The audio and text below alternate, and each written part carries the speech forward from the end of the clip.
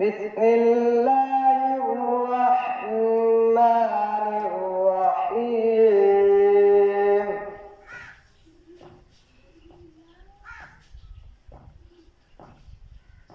ألم تر كيف فعل ربك بأصحاب الفيل؟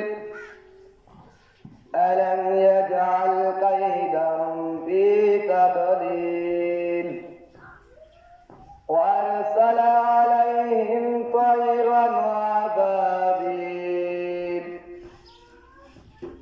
ترميهم بحجارة من سجيل فجعلهم كعصف مأكول.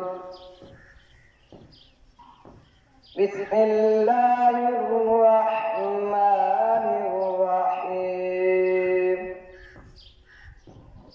ألم تر كيف فعل ربك بأصحاب الفيل؟ ألم يجعل كيدهم في تضليل وأرسل عليهم طيرا وأبابيل ترميهم بحجارة من سجيل فجعلهم كعصف